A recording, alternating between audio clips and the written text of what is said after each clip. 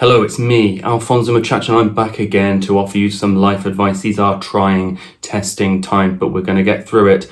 I've got the answers. Believe me, stay with me, follow me, trust me. I have the answers. I have the questions here. I have the questions here from you guys. So let's get down to business, serious business. Oh, bang, we're ready to go. Question number one, what do you truly desire? More time. I want to live forever so I can keep doing what I'm doing forever. And also a bottle of Chateau Lafite Rothschild, probably the 1991. I think they're going for, let's see how much they are these days, about £12,000. So a little bit out of my price range at the moment, but I would truly like one of those. Next up, why choose the name Alfonso Muchacho? Well, that's a secret. It's not really a secret. Essentially, many years ago, it's just a bit of a joke. My name's John, which is really boring. It's like the most boring English name, a bit like Dave. No offense, Dave. But as a John, I feel I can call your name boring. So I thought, let's come up with an interesting sort of character who I can be, and I thought I would be this guy from South America called Alfonso, who used to be a drug cartel gun runner or something glamorous. I'm sure that's not glamorous, something strange like that. And then he's turned to the legal life, and now he's making music. He's trying to go clean. So I needed a surname, and my girlfriend at the time came up with the name Muchacho because it means boy or youth or like young man. So we went with that. I didn't even know what it meant, but yes, there you go. Now you know. You talk like you know everything. Why would anyone want advice from you? Well, that is a very good point. It is a very good point. So instead, why don't you hit up your favorite DJ or producer, send them a message and see if they reply to you. Are they even replying to your messages? Are they listening to your messages? Probably not. I'll let you in on a little secret, and I'm not being bitter. I'm not being bitter about this, but I'm just trying to let you in on a little secret about these big name DJs who never have the time to reply to you. It's not because they're so busy. It's because they think they're too cool. Honestly, they're too cool to reply to you.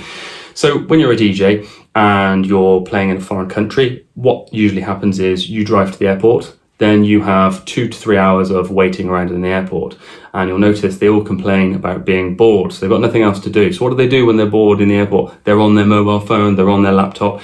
They could be, and they are, reading the messages you send to them, but they're too cool to reply to your message.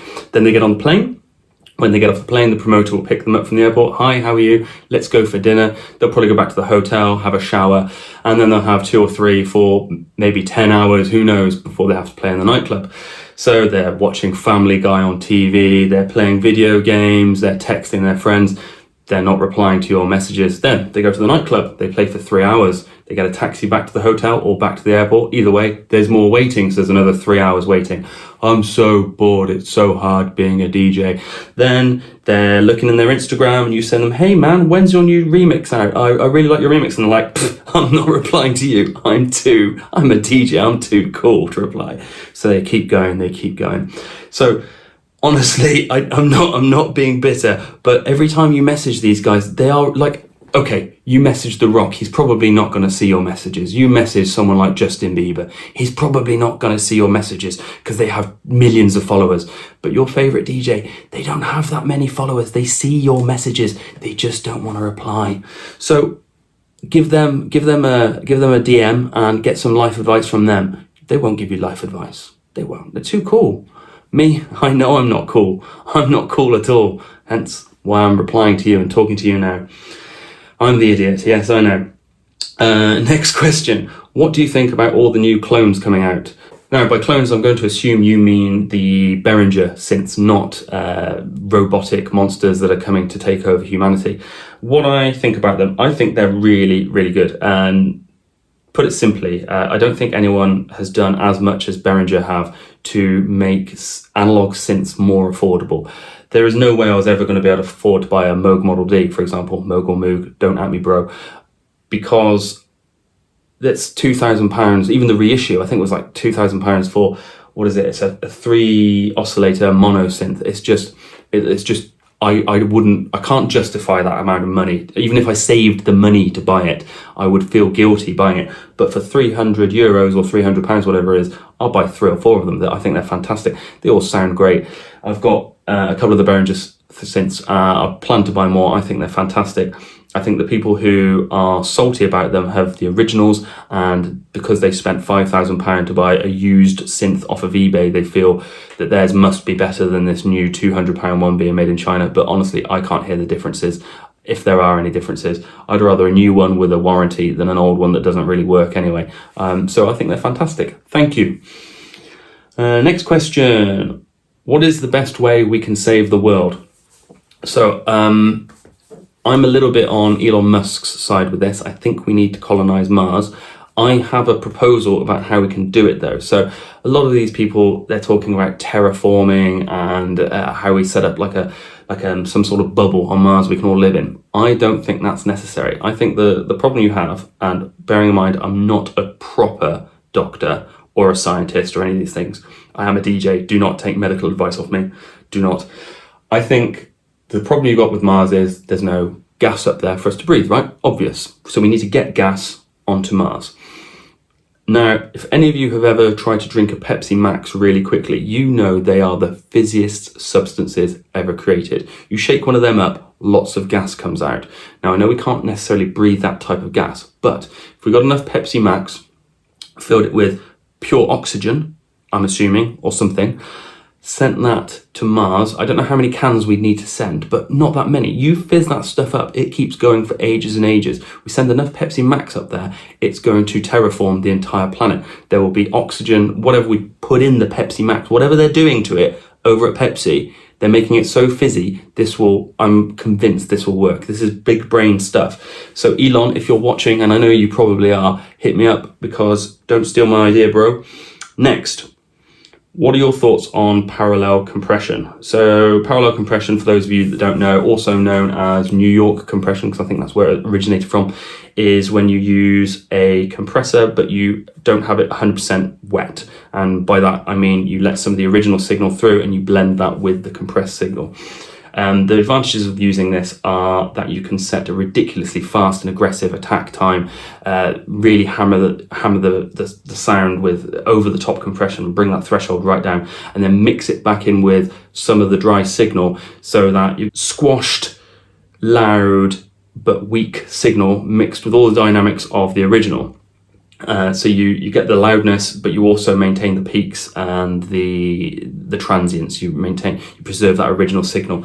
I think it's really good. I do use it occasionally when so there's another trick called the shadow, I think it's called the shadow bus, I think they call it. And essentially what I do is I send so let's say I've got a track and I've got my bass frequencies are really prominent, my hi-hats and everything, and the top end are really coming through, but all the mid-range is lacking. Sometimes what I'll do is I'll send all the melodic content, all the mid-range to another bus, and then really hammer that with compression and limiting, make that super squashed, and then bring it up just in volume with the original signal already there. So it's kind of doing the same thing as parallel compression, but it's called a shadow bus. There's loads of videos on it online. So I do that. I do that. I don't use it in the mastering stage because by that point you should have already had fixed your problems. I think it's good for fixing problems, as in bringing stuff out of a mix that's buried underneath. So like if your vocals aren't loud enough, it's very good on that. I don't pretend I'm the master of doing it, or I really understand the exact settings you should be using. I have a play around with it, press a few buttons, and if it sounds good, I leave it in there. Next up, which track are you most proud of? No idea. The track that I think is technically one of the best, like when I play it out, I think, wow, that sounds good, is my most recent track that I released, We Never Met. Whenever I play that, I'm surprised by how good it sounds, and the build-up of it is really intense. And there's always this problem when you make tracks that by the time you've finished it, you're already kind of bored of it. You've heard it so many times when you're producing it, and you forget what makes it sound good, because you've heard that good bit so many times. The bit that you got really excited about when you're producing it in the first instance, that's gone because you've just heard it so many times. But that's the one track that when I play, the build up and when the drum hits it still sounds really huge. So I'm quite proud of how that sounds. And there's a few like from years ago. So I did one on Stella Fountain called Final Wisdom. And that took me months to do, to get the bass line right with all the melody, because the melody on that is unbelievably complex. I just literally just pasted in notes, MIDI notes all over the place. And I really love the melody, but I could never get the bass line to work with it. So I spent ages on that. And most people, I mean, 3 people bought the track, so you probably never even heard of it. But that's one I worked on a lot, and I'm really pleased with how that came out. So maybe that's, no, it's We Never Met. We Never Met's probably the one I'm most proud of. Okay, last question. What do you think about all these DJs doing live streams now because they're not playing in nightclubs? So I think it's good. It's fun, isn't it? I've been watching John Digweed. He does one every Saturday so far. I think it's quite cool. It's the only sad thing about it is it's a little bit sad that it took a global pandemic for DJs to think, hey, I'll give the fans a live stream. So that's a little bit funny. But apart from that, I think it's really good. They're not obviously getting paid, so they're kind of bored. They're probably sat around the house drunk all day like I am with nothing else to do. So I would hope that out of this, what we get in a couple of months is a load of new tracks, because DJs have this problem. You make a load of tracks, then you become successful, so people want to book you. So then you're traveling the world all the time, and then you realize you can make loads of money by traveling the world all the time and playing in nightclubs, and you never have time to make any new music. So now they're all broke and bored. Hopefully we'll get some good tracks. Obviously someone like Sasha will still take 6 months to finish one track, so we'll still be waiting for him to do something. Maybe Christmas he'll have something new out. But in terms of the live stream DJ stuff, I think it's all really cool. I don't have time to watch a lot of it, but I make sure I watch the Digweed one because he's technically very good. So there's a lot of people getting like this to the webcam to try and see what he's doing. He's mixing 2 records. How is he doing it? I think it's good. So yeah, happy days. Right. Hope you like the video. Don't subscribe because, hey, and there's another thing I've always wondered. Have any of you ever subscribed to a video because they've said in the video, please like and subscribe to my channel? Of course you haven't. You've never done that. Absolute nonsense. So don't subscribe. I don't want your subscriptions. I don't want your likes. Downvote. I don't care. Love you. Catch you next time. More advice. Send me questions. I'll give more advice. I'm getting good at this now. See you later.